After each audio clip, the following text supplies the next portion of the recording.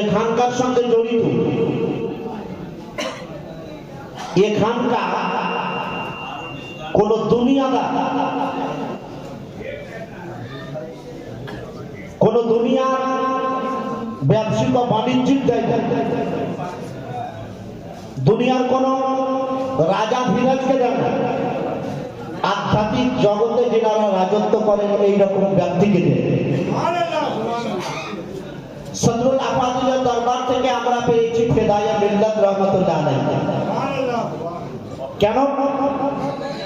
যে প্রত্যেকটা জিনিসের কারখানা থেকে সেই জিনিস পাওয়া যায়।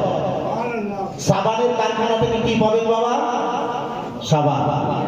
সিমেন্টের কারখানা থেকে সিমেন্ট পাওয়া যাবে, লোহার কারখানা থেকে লোহা পাওয়া যাবে, চাঁদির খনি থেকে চাঁদি পাওয়া যাবে, সোনার খনি থেকে সোনা পাওয়া যাবে, রডের কারখানা থেকে রড পাওয়া যাবে, আলুর গোডাউন থেকে আলু পাওয়া যাবে, পেঁয়াজের গোডাউন থেকে পেঁয়াজ পাওয়া যাবে। কিন্তু সদরুল আফাজিলের কারখানা এমন এক কারখানা, সদরুল আফাজিলের কারখানা এমন এক কারখানা, এই কারখানা থেকে হাফিজে মিল্লাত পাওয়া যায়, এই কারখানা থেকে হুজুর মুজাহিদে মিল্লাত পাওয়া যায়, এই কারখানা থেকে সদরুল উলামা পাওয়া যায়, এই কারখানা থেকে মুফাসসিরে কুরআন আল্লামা মুফতি আহমদ ইয়ারখান নাঈমি রহমাতুল্লাহ আলাইহি পাওয়া যায়। আর এই কারখানা থেকে বাংলায় রাজত্ব করার জন্য দুবলাইপুরের বুকে ফেদায়ে মিল্লাত পাওয়া যায়। नारे तकबीर, नारे रिसालत, मसलके आला हजरत, हुर्से नईमी फिदाए मिल्लत। जिंदाबाद जिंदाबाद, सुबहानाल्लाह सुबहानाल्लाह। আমি অনেক দিন থেকে এই খানকায়ে নেমিয়া ইসলামপুর দুবরাজপুরের সঙ্গে জড়িত। দিল্লি থেকে একটা সেমাই পত্রিকা বের হয়, তাতে একবার সদরুল আফাজিল নাম্বার বের করা হয়েছিল। ওই সেমাই পত্রিকাতে আরবি, উর্দু, ইংরেজি এবং বাংলা ছিল। আমাকে মেজ হুজুর দায়িত্ব দিয়েছিলেন সদরুল আফাজিলের উপরে বাংলা লেখা, যে তিনার উপরে বাংলাটা আপনি লিখে দিলেন। তো সেখানে সদরুল আফাজিলের জীবনের উপরে আলোকপাত করতে গিয়ে আমি লিখেছিলাম, আপনারা আমি তো অনেকে পড়েছেন, 5-6 পাতা বাংলা ছিল, যে সদরুল আফাজিল কোন ব্যক্তিত্বের নাম, सदरुल अफाजिल कौन सत्तार नाम, सदरुल अफाजिल किस शख्सियत का नाम है, सदरुल अफाजिल कौन बड़ो धरनेर व्यक्तिर नाम। যে একবার বরবি শরীফে একজন গায়র মুসলিম আওয়াজ দিচ্ছে যে ও মুসলমানেরা, আমি তোমাদের কোরআন পাকের 7 পারা মুখস্থ করে রেখেছি, তোমরা আমাদের কিতাবের 7 পাতা মুখস্থ শোনাও। কোন মুসলমান তার প্রশ্নের উত্তর দিতে যাচ্ছে না। বরেলির এক চৌরাহাতে বারবার সে আওয়াজ দিচ্ছে যে আমাদের গীতা মহাভারত থেকে, আমাদের বাইবেল থেকে 7 পাতা কোন মুসলমান শুনিয়ে দাও, যদি মায়ের দুধ খেয়ে থাকো। সরকার আলা হযরত মুজাদ্দিদ দ্বীন মিল্লাত ইমাম আহমদ রাজা খান ফাজিল বরেলভী আলাইহি রাহমাহ ওয়া রিজওয়ান নিজের খলিফাদের মধ্যে সদরুল আফাজিলকে কত ভালোবাসতেন। বলছেন সৈয়দ সাহেব आप चले जाइए और उस पागल दीवानों को जवाब देकर आइए। सदरुल अफाजिल के निर्वाचित করলেন। सदरुल अफाजिल মুজাহিদানা শান শওকত দিয়ে তার সামনে উপস্থিত হয়ে বলছে, কি বলতে চাও? তা বলছে, আমি এটাই আজ 3 দিন থেকে আওয়াজ দিচ্ছি, কোন মুসলমান মায়ের দুধ এমন খায়নি যে আমার প্রশ্নের উত্তর দিবে। সদরুল আফাজিল বলছে, এই বেকুব, তোর প্রশ্নের উত্তর দেওয়ার জন্য আলা হযরতের দরবার থেকে একটা গোলাম হাজির হয়ে গেছে। বল তোর প্রশ্নটা কি? তা বলছে, আমি তোমাদের কোরআন পাকের 7 পারা মুখস্থ করে রেখেছি। আমার কিতাবের তোমরা 7 খণ্ড নয়, 7টা অধ্যায় নয়, 7টা বাব নয়, 7টা পাতা মুখস্থ শোনাও। কিন্তু তোমরা এত দুর্বল হে মুসলমান, আমাদের কিতাবের তোমরা 1 লাইনও শোনাতে পারবে না, আর তোমাদের কিতাবের আমি 7 পারা শুনিয়ে দেবো। সদরুল আফাজিল হেসে বলছে যে আচ্ছা, তোমার কিতাবে তুমি 7 পাতা মুখস্থ শোনাও। তখন রাগটা খাড়া হয়ে গেছে। বলছে, তোমার কিতাবে তুমি 7 পাতা মুখস্থ শোনাও, তোমার ধর্মের কোন এক ব্যক্তিকে বলো 7 পাতা শোনাবে, তোমার ধর্মের কোন বাচ্চাকে বলো 7 পাতা শোনাবে, কিন্তু না, তোমার কিতাবে তুমি 7টা পাতা নিজে মুখস্থ করনি, তোমার কোনো বাচ্চা মুখস্থ করেনি, তোমার কোনো বৃদ্ধ মুখস্থ করেনি, তোমার বাড়ির কোনো খাওয়াতিন বা মেয়ে মুখস্থ করেনি, তোমার বাড়ির কোনো যুবক মুখস্থ করেনি, কিন্তু আমার কোরআনের এটা ফজিলত, আমার কোরআনের এটা বরকত, আমার কোরআনের এটা রহমত যে আমি তো মুখস্থ করি, আমার ঘরের বাচ্চাটাও করে, আমার ঘরের মেয়েটাও করে, আমার ঘরের যুবকটাও করে, আমার ঘরের ব্যক্তিরাও করে, মুসলমান মহল্লার হাফিজরাও করে, মুসলমান মহল্লার হাফিজে কোরআন সেও করে, মুসলমান শহরে একজন মুসলমান করে, মুসলমানদের দেশে একজন মুসলমান করে। আর আমার কোরআনের এটা বরকত যে তোমার মতো দুশমনকেও নিজের পেটের মধ্যে ভরাতে বাধ্য করে। বলছে এটা আমার কোরআনের রহমত যে তোমার মতো কোরআনের দুশমন কোরআনের সাথ তারা মুখস্থ করে দেয়। जिंदाबाद जिंदाबाद। আর যে কিতাব তুমি নিজে মুখস্থ করো না, তোমার ছেলে করে না, তোমার মেয়ে করে না, আমার কাছে কেন শুনতে চাও বলো? কেমন হাজির দেমা এবং উপস্থিত বুদ্ধি ছিল আমার শত্রুরা ফাঁকি। আল্লাহু আকবার, চিন্তা করুন সেই খানকার সঙ্গে মাশাআল্লাহ আমরা জড়িত। আল্লাহু আকবার, আল্লাহু আকবার, চিন্তা করুন। দ্বিতীয় একটা ঘটনা সদরুল্লাহ ফাজিলের আমি লিখেছিলাম ভাগলপুরের বুকে এই ওয়াহাবি সাম্রাজ্যবাদ যারা আজকে আমাদের সামনে তথাকথিত যাদেরকে আমরা লা মাযহাব গায়র মুকাল্লিদ বলি, তারা নিজেকে আহলে হাদিস বলে। আর একটা তাদের গোলামি ওয়াহাবি রূপ আছে, সেটা হলো দেওবন্দি, যারা আমার নবীর শান শওকত মান মিটাতে চলেছিল। ভারতবর্ষের বুকে কয়েকজন দাঁড়িয়েছিলেন, তাদের মধ্যে অন্যতম ছিলেন আমার সদরুল্লাহ ফাজিল রহমাতুল্লাহ আলাইহি। 2 হাত দিয়ে লিখে সেই ওয়াহাবিয়াতের মোকাবিলা করেছেন সদরুল্লাহ ফাজিল। সিয়াসতের ময়দান বলুন, রাজনীতির ময়দান বলুন, আধ্যাত্মিক ময়দান বলুন, বেলায়েতের ময়দান বলুন, মুনাজারার ময়দান বলুন, মোকাবিলার ময়দান বলুন, কোরআনের তাফসীরের ময়দান বলুন, হাদিস লেখার ময়দান বলুন, লেখনের ময়দান বলুন, কোন অধ্যায় ছেড়ে গেছে সদরুল্লাহ ফাজিল আপনি বলতে পারবেন না। ইসলামের খিদমতে কয়েকটি অধ্যায় আছে, কয়েকটি দিক আছে, কিন্তু সদরুল্লাহ ফাজিল এমন এক ব্যক্তির নাম যে সমস্ত দিকটা সদরুল্লাহ ফাজিলের মধ্যে বিদ্যমান। জি, একেই বলা হয় টু ইন ওয়ান। আল্লাহ তাআলা সব ধরনের গুণ আমার সদরুল্লাহ ফাজিলের মধ্যে দিয়েছিলেন।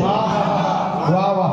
ভাগলপুরের বুকে ওয়াহাবিদের সাথে মুনাজারা, ওয়াহাবি মুনাজি খুব ঠান ছাড়ছে নিজেকে, নিজের খুব বড়ত্ব বয়ান করে বলছে এই বরেলি ওলামারা শুনো, আজকে মুনাজারা হবে আরবিতে, মুনাজারা হবে আরবিতে। অনেকের মাথা খারাপ, বড় বড় মুনাজির আছে, কিন্তু সেখানে ছিলেন আল্লাহর ওলি সদরুল্লাহ ফাজিল রহমাতুল্লাহ আলাইহি। তিনি হাত তুলে বলছেন হাম তৈয়ার হ্যাঁ, জোরে বলুন সুবহানাল্লাহ। বলছে আরবিতে মুনাজারা হবে, তোমাদের প্রথম শর্ত আমি মেনে নিলাম যে আরবিতেই মুনাজারা হবে। আজকে যদি আমি আরবিতে বা ইংরেজিতে বলি, যে বাংলার মানুষ হয় উর্দু বুঝবে না, হয় বাংলা, হ্যাঁ ইংরেজি আরবি কিছুই বুঝতে পারবে না। তাকাল্লুমুজ জঞ্জিবিল আরবি, যে যে ভাষাটা জানে না তার সাথে সেই ভাষার কথা বলা, যে বলে সে বড় বোকা, তার মতো বড় বোকা কেউ নেই। এখানে আমি ইংরেজি বলে যাচ্ছি 1 ঘন্টা, কিছুই বুঝতে পারলেন না, আমি চলে গেলাম, আমি নিজের বড়াইত্বটা জাহির করলাম, আপনি কোনো উপকৃত হলেন না। হ্যাঁ, এবার ওখানে আরবিতে মুনাজারা হবে, ও বলতে চাইছে মানে মানুষকে বোকা বানাতে চাইছে। সদরুল্লাহ ফাজিল বেলায়েতের দৃষ্টিতে সবই দেখতে পেয়েছে, বলছেন হাম তৈয়ার হ্যাঁ। এবারে আমাদের আমি জানি তাহলে বলবিরা তো আরবি জানে। এবারে সদরুল্লাহ ফাজিল বলছে মেরি দোস্তি শর্ত মানলো, বলছে আমার দ্বিতীয় শর্ত আছে, সেটা তোমরা মেনে নাও। বলছে দ্বিতীয় শর্তটা কি? বলছে মানবে, মানোগে, पहले इस बात का एतराफ करो, इकरार करो, तस्लीम करो, हमारी दूसरी शर्त मानोगे। এবারে দেওবন্দি আর পালাতে পথ পাচ্ছে, বলছে হ্যাঁ মানেंगे, কারণ পাবলিক মানবে। সদরুল্লাহ ফাজিলের দ্বিতীয় শর্তটা না, সদরুল্লাহ ফাজিল তার প্রথম শর্ত মেনে নিয়েছে। এবারে সদরুল্লাহ ফাজিল বলছে শুনো, মুনাজিরা এইরকম ভাষাভাষী অর্থাৎ কথিত ভাষায়, চলিত ভাষায় আজকে হবে না। মুনাজারা যদি হবে কাব্যে হবে, কবিতায় হবে, আরবিতেই হবে কিন্তু কবিতাতে হবে।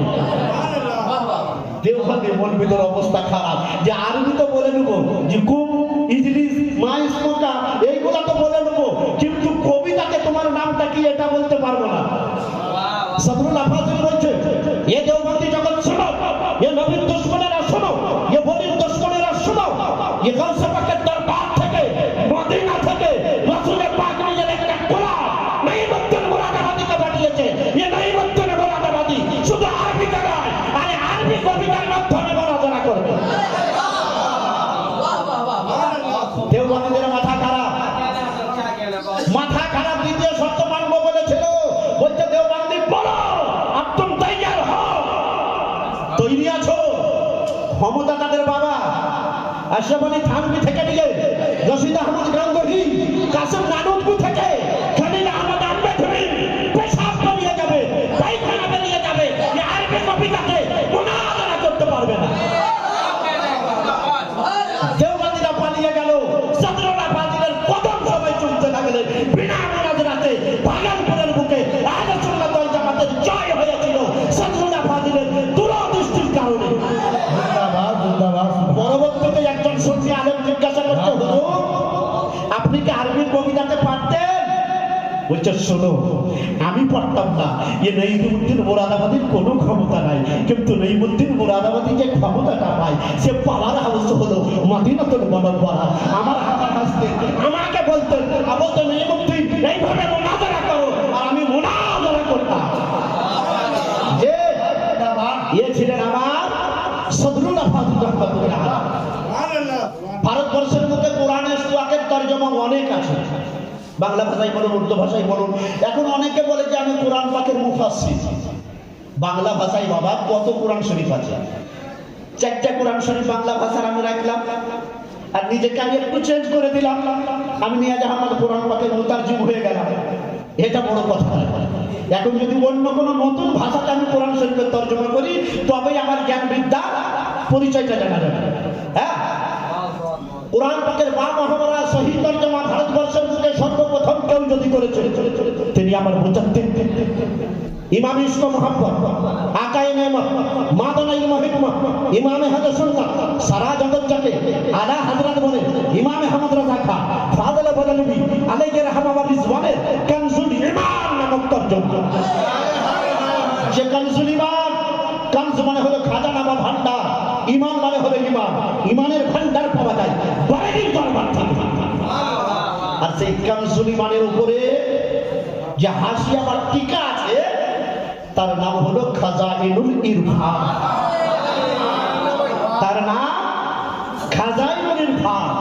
তরজমা হলো বরেলি থেকে, তরজমা হলো মানে লেখা হলো বরেলি থেকে, কানেকশনটা হয়ে গেল মুরাদাবাদের জামিয়া নহিমিয়া থেকে।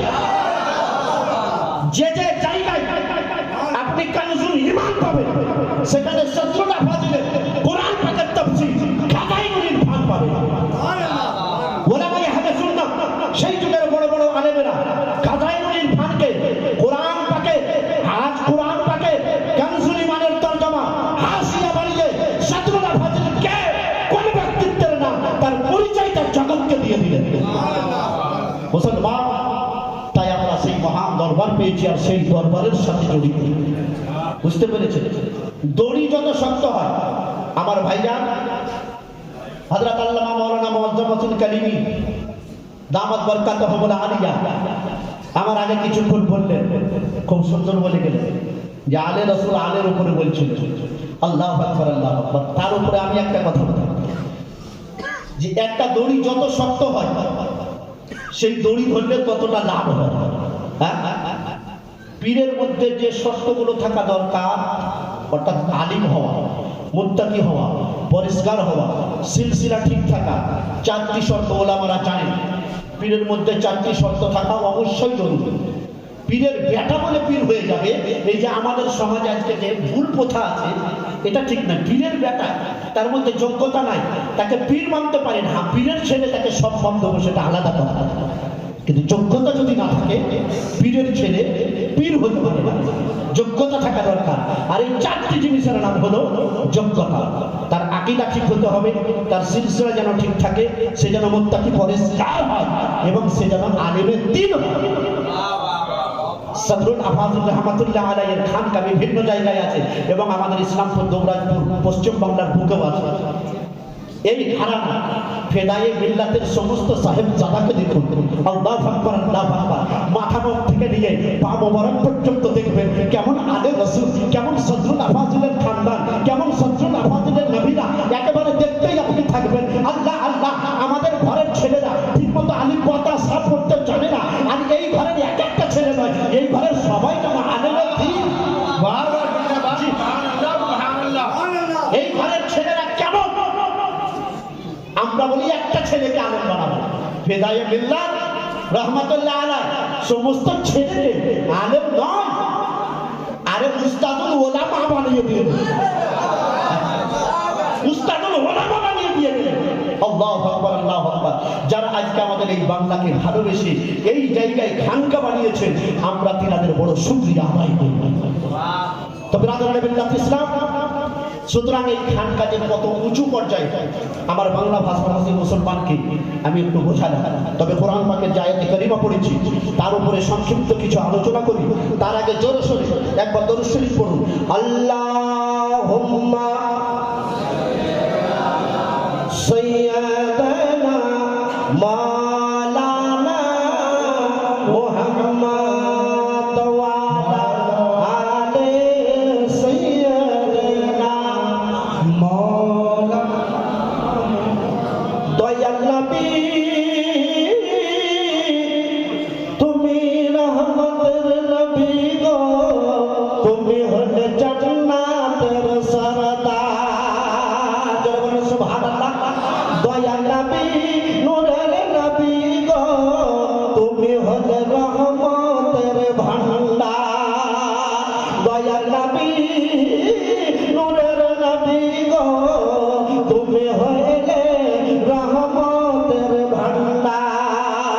যে দেখেছে তোমাকে ধন্য সে জীবন পূর্ণ সে, দাও দেখা নবী গো সকলে একবার। দয়াল নবী নূরের নবী গো, আপনি হলে রহমতের ভান্ডার।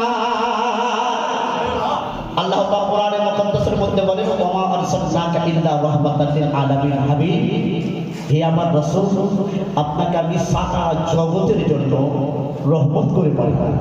আমার আল্লাহ রাসূল পাকের নামে কত বরকত রেখেছেন। বিখ্যাত হাদিসের কিতাব বাইহাকী শরীফ প্রথম খণ্ড পাতা নাম্বার 113 তে হাদিস লেখা। আকা আমার বলেন, আনা আনাস ক্বাল ক্বাল রাসূলুল্লাহ সাল্লাল্লাহু আলাইহি ওয়াসাল্লাম, মান সাল্লা আলাইয়া মিআতা মাররাতান ইয়াওমাল জুমআ ফি লাইলাতিল জুমআ কাদাল্লাহু লাহু মিআতা হাজা সামানিনা হাজা মিনাল আখিরাহ ওয়া 20 হাজা মিনাদ দুনিয়া। আমার রাসূল পাকের বিখ্যাত সাহাবী রাসূল হযরত আনাস হাদিস বর্ণনা করেন, নবী আমার বলেন, রহমতের জবানে রাসূল পাক এলান করছেন, ও আমার উম্মতিরা, জুম্মার রাত্রে বা জুম্মার দিনে কোন মুসলমান যদি আমার উপরে 100 বার দরুদ শরীফ পড়ে। কতবার বললেন? জোরে বলো। 100 বার। নবী আমার বলেন, জুম্মার রাত্রে বা জুম্মার দিনে কোন মুসলমান যদি আমার উপরে 100 বার দরুদ শরীফ পড়ে, আল্লাহ তাআলা তার 100টি মনস্কামনাকে পূর্ণ করে। সুবহানাল্লাহ। আখিরাতে 80টা তার প্রয়োজনকে, মনস্কামনাকে আমার আল্লাহ পূরণ করবে, আর দুনিয়াতে 20টি তার মনের ইচ্ছাকে আমার আল্লাহ এই দরুদ শরীফের বরকতে পূর্ণ করে দিবেন। দ্বিতীয় হাদিস হলো বিখ্যাত হাদিসের কিতাব মিশকাত শরীফ পাতা নম্বর 87 বাবুস সালাত আলা নবী সাল্লাল্লাহু তাআলা আলাইহি ওয়াসাল্লাম। হাদিস নম্বর মিশকাত শরীফে 886 আন আবি হুরায়রা قال قال رسول الله صلى الله تعالى عليه وسلم من صلى علي صلاة واحدة صلى الله عليه 10 مرات ردت عنه 10 خطيئة رفعت له 10 درجات। হযরতে আবু হুরায়রা হাদিস বর্ণনা করেন, আকা আমার রহমতের জবানে বলছেন, রাসূল পাক আমার এলান করছেন, ও মুসলমানেরা শুনো, আমার আল্লাহ আমার নাম পাকে কত বরকত রেখেছেন। নবী আমার বলেন, কোন মুসলমান যদি আমার উপরে একবার দরুদ শরীফ পড়ে, আমার আল্লাহ তার আমল নামায় 10টা নেকি লিখে দেন। সুবহানাল্লাহ। আমার আল্লাহর অফার এখানেই শেষ নয়। দুনিয়াতে অনেক রকম অফার দেয়, যে একটা শার্ট নিলে একটা প্যান্ট ফ্রি, একটা কাপ নিলে আর একটা কাপ ফ্রি, কিন্তু ওই একটা না নিলে আপনি আর একটা পাবেন না। রসগোল্লার সঙ্গে আমরা যে শিরা হয় ওইটা ফ্রি পাই কি পাই না? যে একটা দোকানে রেখে রেখেছে রসগোল্লার সঙ্গে শিরাটা ফ্রি। শিরা বুঝেন তো? বুঝেন? হ্যাঁ। তো একজনা বলছে যে আমি রসগোল্লার দোকানে ওই ফ্রি শিরাটা আমাকে দাও। যে গাধা, এই রসগোল্লা ডালিলে ওটা দেওয়া যায়? তাহলে তাহলে ফ্রি কেন বলছো? বলো যে রসগোল্লা পারবে 7 টাকায় কিনবে, তবে একটু রস ফ্রি পাবো। তাহলে এরা আমাদেরকে ফ্রি বুকা বানায়। কিন্তু আমার আল্লাহ নবী পাক বলেন, কোন মুসলমান যদি আমার উপরে একবার দরুদ শরীফ পড়ে, আমার আল্লাহর ওয়াফা, আমার আল্লাহর রহমত কত লম্বা চওড়া দেখুন, যার কোনো শেষ নেই। আমার আল্লাহ রাসূল পাকের উপরে একবার দরুদ শরীফ পড়লে 10টি নেকি লিখে দেন। এখানেই শেষ নয়, তার আমলনামায় যদি গুনাহ থাকে 10টি গুনাহকে মাফ করে দেন। এখানেই শেষ নয়, আরো 10টা পাওয়া যায়। কি 10টা পাওয়া যায়? আমার আল্লাহ তার 10টি দরজাকে উঁচু করে দেন। অনেক জায়গায় আজকে জুম্মার পর সালাম পড়া হয়, কোথাও মুস্তাফা জানের রহমত পেলার সালাম, কোথাও কোথাও বলছে যে মুস্তাফা জানের রহমত পেলার সালাম পড়লে আলা হযরতের নামটা বেড়ে যাবে। বুঝছি, এটা পড়বো না, জান আমি সালাম আলাইকা পড়ো। আমি বলতে চাই বাবা তুমি সালাম পড়ো, কাবাকে বদরুদ্দুজা তোপে করুন দরুদ পড়ো, বা মুস্তাফা জানের রহমত পেলার সালাম পড়ো, বা ইয়া নবী সালাম আলাইকা পড়ো, বা বালাগাল গোলাপে পড়ো। যে কেউ একটা পড়তে গেলে হবে তুমি সালামটা পড়ো, আমার নবীর উপরে সালাম পড়ো। আলা হযরতের সঙ্গে যদি অ্যালার্জি আছে তোমার, না পড়তে চাও পড়িও না বাবা, কিন্তু নবীর সঙ্গে অ্যালার্জি রাখিয়ে না, ইমান শেষ হয়ে যাবে। আর আলা হযরতের সঙ্গে অ্যালার্জি সেই রাখবে যে যার মনের মধ্যে বুকজক কিনা আছে, যার ইমানের মধ্যে কিছুটা ভেজাল রয়েছে। বর্তমান যুগে ইমানের কসুটি, ইমান পরীক্ষা করার মাপকাঠি আমার আলা হযরত, আমার আলা হযরত। কারণ আমার রাসূল পাকের বিদ্যাকে যখন পশু পাখনের বিদ্যার সঙ্গে তুলনা করা হচ্ছিল, তোমাদের কোন জায়গা থেকে কলম উঠানো হয়নি। গালি খাওয়া সেই ভয়ে, মার খাওয়া সেই ভয়ে, খারাপ বলবে সেই ভয়ে আমার আলা হযরত বলছেন, ইয়া রাসূলুল্লাহ ইয়া হাবিবাল্লাহ, বান্দা হাইতানে হারাদা, বান্দা হাইতানে হারাদা, তুমি বেজারো না তুমি আমার সাথে থাক আর না থাক। ইয়া রাসূলুল্লাহ, আপনার গুণগান গাইছি, গাইতে থাকবো, আর গাইতে গাইতে ইয়া হযরতের জীবন চলে যাবে, কিন্তু আপনার জীবনের লেখা আমি বন্ধ করব না। আলা হযরতকে আমার সদরুল্লাহ ফাজিল একবার বলেছিলেন, হুজুর আপনার কিতাব অনেক জ্ঞানী মুনিরা পড়ে, কিন্তু ওই দুশমনের রাসূলের প্রতি যে কঠোর ভাষা, এই কঠোর ভাষাটা দেখে আপনার কিতাবটা রেখে দেন। তো একটু ভাষাটা নম্র করা যেত না? সদরুল্লাহ ফাজিল রহমাতুল্লাহ আলাইহি বলছে যে একটু ভাষাটা যদি নরম করা যেত হুজুর, তাহলে কি হতো, অনেকে পড়তো শিক্ষিত লোকরা আর তাদের ইমানটা বাঁচত। তখন আলা হযরত তিনার চোখ থেকে পানি ছুটতে আরম্ভ হয়ে যায়। সদরুল্লাহ ফাজিল তিনার দিকে দেখছেন, বলছে হযরত আপকো क्या हो गया इस बात से? তা বলছে সৈয়দ সাহেব, আমি আলা হযরত যারা নবীর দুশমন যখন লিখতে লাগে মনে করি ভাষাটা একটু নম্র করব, কিন্তু আমার নবীকে যখন গালি দিয়েছে, অর্থাৎ বলেছে শয়তানের বিদ্যার চেয়ে নবীর বিদ্যা কম, বলছে তখন আমার ইশক মহব্বত নবীর উপরে এত চলে আছে, তার প্রতি কি ভাষা আমি লিখবো সেটার চিন্তা ভাবনা না করে আমি কঠোর থেকে কঠোর ভাষা লিখি। আর সৈয়দ সাহেব আজকে রাসূলের দুশমনের উপরে যে আমি কঠোর ভাষা লিখছি, দেখবেন একটা দিন এমন আসবে যে ওরা আর আমার নবীকে গালি দিবে না, ওরা আহমদ রাজাকে গালি দিবে। দেখুন এই যুগটা কেমন, এই যুগটা কেমন দেখুন। বেশিরভাগ জায়গায় ये बरेली वाला फितना है, ये बरेली वाला नईमी वाला फितना है।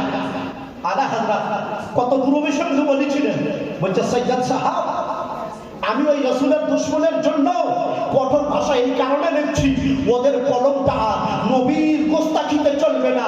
এবারে তারা আহমদ রাজাকে রাত দিন গালি দিবে, আমি নবীর কারণে গালি খেতে বাধ্য, কিন্তু আমার নবীকে গালি দিতে ওদেরকে দিব না। এ কেমন আসছে রাসূলের নামই নাম আহমদ রাজা। এই জন্য আমি বললাম যে বর্তমান যুগে ইমানের মাপকাঠি আমার আলা হযরত। তো মুসলমান বলছিলাম যে আজকে জুম্মার পরে দরুদ ও সালাম পড়া হয়, কেউ বলছে পড়া যাবে না। আজানের আগে অনেক জায়গায় দরুদ শরীফ পড়া হয়, কেউ বলছে পড়া যাবে না। জামাতের 5 মিনিট আগে অনেক জায়গায় সালাম দেয়, আসসালাতু আসসালামু আলাইকা ইয়া রাসূলুল্লাহ, এ তো আমার নবীকে সালাম জানা হয়। অনেক জায়গায় বলছে বিদআত, এটা পড়া যাবে হবে না। কিন্তু আমি আপনাকে শোনাই কোরআনে মুকাদ্দাস থেকে যে কোরআন, এই নবীর প্রতি দরুদ ও সালাম পড়া যাবে কি যাবে না। 22 বার সূরা আহজাব আয়াত নম্বর 56 আমার আল্লাহ বলেন, ইয়া আইয়ুহাল্লাযীনা আমানু সাল্লু আলাইহি ওয়া সাল্লিমু তাসলিমা, হে মুসলমানেরা তোমরা আমার নবীর উপরে দরুদ শরীফ পড়ো এবং সম্মানসূচক সালাম পড়ো। কোরআন বলল না জুম্মার পরে পড়িও না, কোরআন বলল না ঈদের পরে পড়িও না, কোরআন বলল না যে জুমআ ফজর পর পড়িও না। হ্যাঁ, কোরআন কি বলল? নবীর উপরে দরুদ এবং সালাম পড়ো। কোনো কায়েদ নাই, কোনো নির্দিষ্ট করা নাই। তাহলে কি জানা গেল কোরআনে মুকাদ্দাস থেকে? ফজরের পরে দরুদ ও সালাম পড়বেন, জায়েজ আছে। জুম্মার পরে দরুদ ও সালাম পড়বেন, জায়েজ আছে। এশার পরে দরুদ ও সালাম পড়বেন, জায়েজ আছে। মিলাদের শেষে দরুদ ও সালাম পড়বেন, জায়েজ আছে। জালসার শেষে দরুদ ও সালাম পড়বেন, জায়েজ আছে। জালসার প্রথমে দরুদ ও সালাম পড়বেন, জায়েজ আছে। আজানের আগে দরুদ ও সালাম পড়বেন, জায়েজ আছে। আজানের পরে দরুদ ও সালাম পড়বেন, জায়েজ আছে। জামাতের 5 মিনিট আগে দরুদ ও সালাম পড়বেন, জায়েজ আছে। বাড়িতে পড়বেন, জায়েজ আছে। গাড়িতে পড়বেন, জায়েজ আছে। মসজিদে পড়বেন, জায়েজ আছে। খানকাতে পড়বেন, জায়েজ আছে। মাদ্রাসাতে পড়বেন, জায়েজ আছে। প্রত্যেক পাক জায়গায় এবং পাক অবস্থায় নবীর উপরে দরুদ ও সালাম পড়া জায়েজ আছে। नारे तकबीर, नारे रिसालत, मसलके आला हजरत फैजाने सरकार सदरुल्लाह फाजिल, उर्से नईमी फिदाए मिल्लत, जिंदाबाद जिंदाबाद। তাহলে জানা গেল মুসলমান যে আজকে জিনিস কোন একটা জিনিসকে বিদআত বলে, তুমি বন্ধ করে মুসলমানকে নেকির রাস্তা থেকে বঞ্চিত করিও না। অর্থাৎ যত বেশি আমি দরুদ ও সালাম করতে পারবো আমার উপকার। হাদিস শুনুন, বিখ্যাত হাদিসের কিতাব মিশকাত শরীফ নম্বর 87, হাদিস নম্বর 888, আন আব্দুল্লাহ ইবনে মাসউদ রাদিয়াল্লাহু তাআলা আনহু قال رسول الله صلى الله عليه وسلم ان اولى يوم القيامه اكثرهم علي الصلاه। মিশকাত শরীফ হাদিস নম্বর 888, মিশকাত শরীফের হাদিস, বিখ্যাত হাদিসের কিতাব। সেই কিতাবে হাদিসটা লেখা আব্দুল্লাহ ইবনে মাসউদ, আমার রাসূল পাকের বিখ্যাত সাহাবী, জালিলুল কদর সাহাবী। ফজর পড়েছেন নবীর পিছনে, যোহর পড়েছেন নবীর পিছনে, আসর পড়েছেন নবীর পিছনে, মাগরিব পড়েছেন নবীর পিছনে, এশা পড়েছেন নবীর পিছনে, দিবা অতিবাহিত করেছেন নবীর পিছনে, রজনী অতিবাহিত করেছেন নবীর পিছনে, সকালে সন্ধ্যা থেকেছেন নবীর কাছে, 4 ঘন্টা থেকেছেন নবীর কাছে। এই ব্যক্তি হলেন সাহাবী রাসূল। তিনি হাদিস বর্ণনা করেন যে যত বেশি নবীর উপরে দরুদ শরীফ পড়বে তত তোমার উপকার। কেননা নবী আমার বলেন, ও মুসলমানেরা শোনো, কাল হাসরের ময়দানে আমার যদি কাছাকাছি থাকতে চাও, নবী বললেন না যে বেশি নামাজ পড়ো। আজকে এই জামাতিরা রাস্তায় যায়, আলু কিনছে, আলু কত দাম? 10 টাকা কিলো। তসবিহ চলছে, হ্যাঁ, এ তসবির গোড়াই দেখায়, এ লোককে দেখায়। হ্যাঁ, আর মসজিদে, আমার স্কুলের পাশে একটা ওদের মসজিদ আছে। হ্যাঁ, কখনো কখনো ওইদিকে যাই তো জোহরের 8 ঘন্টা পর, 2টোর পর দেখি বিছানা বিছিয়ে খেয়ে দিয়ে ঘুমিয়ে তারপরে যেরকম গল্প হয় সংসারের সবই গল্প। আমার রাসূল পাক যে বলেছেন মসজিদের মধ্যে কথা বলা, মসজিদ খুব পাক পবিত্র সতর্ক থাকার জায়গা। এখানে তুমি আল্লাহর জিকির ও আজকার করো, দরুদ এবং সালাম পড়ো। আর যদি এখানে তুমি কথা বলো, তাকুলুল হাসানা কামা ইয়াকুলুল বাহিমা হাসিসা, বলছে গরু ছাগল যেমন ঘাস খায় সেই রকম মসজিদে যদি দুনিয়াদারি কথা বলো তাহলে তোমার নেকিগুলোকে ওই পশু যেমন ঘাস খায় সেই রকম খেয়ে নিবে। সাবধান, তো মসজিদ খুব আদবের জায়গা। তাই নবী আমার বললেন না যে বেশি তসবিহ পড়ো, আমার কাছে থাকতে গেলে বেশি নামাজ পড়ো, বেশি দান খয়রাত করো, বেশি যাকাত দাও। না না, এই আমলটা করতে বললেন না। এই সমস্ত আমল করা বড় ফজিলতের এবং নেক কাজ। আপনি বেশি দান খয়রাত করুন, নামাজ যত বেশি পারবেন পড়ুন, তসবিহ তেলাওয়াত যত বেশি পারবেন করুন। কিন্তু নবী আমার একটা আমলের কথা বলছে যে কাল হাসরের ময়দানে আমি ছাড়া তোমাদের কেউ শাফাআত করতে পারবে না। এই জন্য তো আমার আলা হযরত বলে, আজ লে উনকি মানা, आज ले उनकी मना, आज मटक मान उनसे, फिर न मानेंगे अगर क़यामत में मान गया। जे মুসলমান, আমার আলা হযরত বলে আমার নবীর শাফাআত ছাড়া কোনো মুক্তি থাকবে না। নবী ছাড়া আমাদের কেউ শাফাআত করতে পারবে না। সেই নবীর কাছাকাছি আমরা যত থাকবো নবীর শাফাআত তত তাড়াতাড়ি পাবো। আর কোন আমলটা করতে গেলে নবীর কাছাকাছি বেশি থাকবো? নবী আমার বলেন আকসারুস সালাতা আলাইয়া, বলছে দুনিয়াতে বেশি বেশি আমার উপরে দরুদ শরীফ পড়ো। এই দরুদ শরীফের বরকতে যারা দুনিয়াতে বেশি আমার উপরে দরুদ শরীফ পড়েছিল তারা হাজারের ময়দানে তারা আমার বেশি কাছে হবে, আর যারা আমার বেশি কাছে হবে তারা আমার শাফাআতটা আগে পেয়ে আগে জান্নাতি হয়ে যাবে। সুবহানাল্লাহ, নারে তাকবীর, নারে নারে রিসালাত, মাসলাকে নবী ভাই সদরুল আফাজিল শাহজাদায়ে হুজুর ফিদায়ে বিল্লাহ, নারে তাকবীর, নারে রিসালাত। তো ব্রাদার মিল্লাত ইসলাম, এ কিছুক্ষণ সময় পেয়েছিলাম, কয়েকটি কথা আপনাদের সামনে তুলে ধরলাম। আবার যদি আপনাদের সম্মুখীন হই ইনশাআল্লাহ বিস্তারিত আলোচনা আপনাদের সামনে ইনশাআল্লাহ রাখবো। এখান থেকে আমি আমার আলোচনা সমাপ্তি করলাম। আমা তৌফিকি ইল্লা বিল্লাহ, হায়াত বাকি, মোলাকাত বাকি। আসসালামু আলাইকুম ওয়া রাহমাতুল্লাহি ওয়া বারাকাতুহু।